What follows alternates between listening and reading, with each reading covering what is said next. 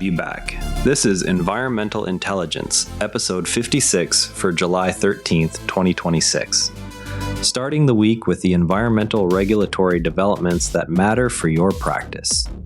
British Columbia has opened public input on long-term water management for a northern river basin, with joint recommendations due this fall. Federal tracking shows rising gas-fired generation is reversing earlier national emissions gains. Those two threads set the priorities for consultants tracking water quality objectives and carbon pricing exposure this week. If you only note one thing today for your compliance calendar, British Columbia has an open consultation under the Ministry of Water, Land, and Resource Stewardship on watershed planning.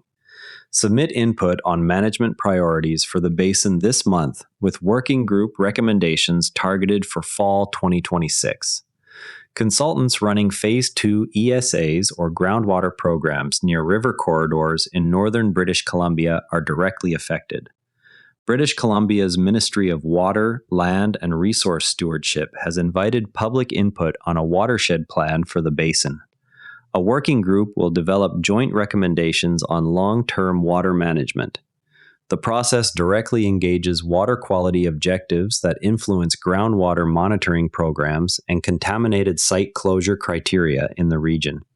Consultants active in northern British Columbia should review the current call for input and assess whether existing site data align with emerging basin-specific management priorities.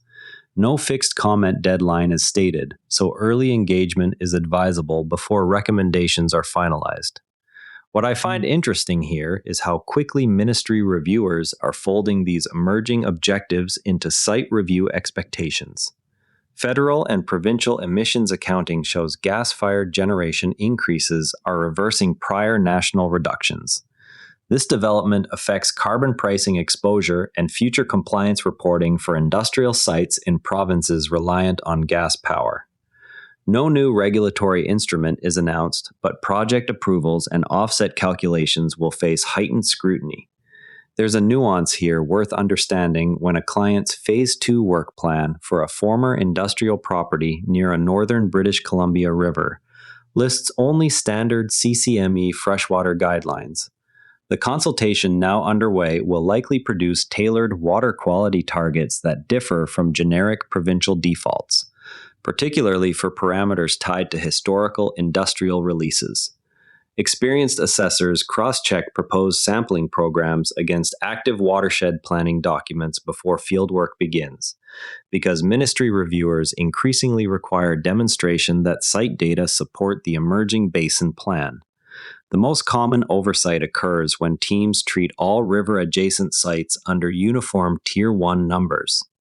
The corrective step is to obtain the latest working group materials and adjust trigger values and monitoring frequency accordingly before the next sampling round. If you're working on groundwater monitoring programs in northern British Columbia, review the Watershed consultation materials for implications on your current scope. Update site review templates to flag active watershed planning processes as a data gap check. Monitor Ministry of Water, Land, and Resource Stewardship announcements for the working group timeline and any interim water quality objectives. Brief clients with river corridor projects on the need to align closure criteria with basin-specific management recommendations. Mark your calendar for the ongoing British Columbia Watershed Plan consultation, where input should be submitted before working group recommendations. July 2026 brings the federal emissions reporting cycle for gas power facilities under existing carbon pricing rules. Fall 2026 is the expected release of joint water management recommendations from British Columbia. Tomorrow, watch for further detail on how the federal emissions accounting shift may alter offset calculations for gas-dependent projects. That's environmental intelligence for today. If this briefing is useful to your practice, share it with a colleague and subscribe wherever you get your podcasts. We'll be back with the next briefing. Have a productive day. And if you'd rather watch than listen, find us on YouTube at NARA Network. Links in the show notes. And before you go, this show is part of the NARA Network, a family of daily podcasts on tech, science, and markets, each one a short, sharp briefing you can finish on the commute. If today earned its place in your feed, here's your next listen. First Principles Daily, reasoning from raw materials, not analogy, on the breakthroughs that actually cut cost. Find every show free at neuronetwork.com. The age of AI puts real builders on the phone with an AI host. Apply at neuronetwork.com/age-of-AI apply. This episode used AI voice synthesis of my voice. Editorial selection and analysis are my own.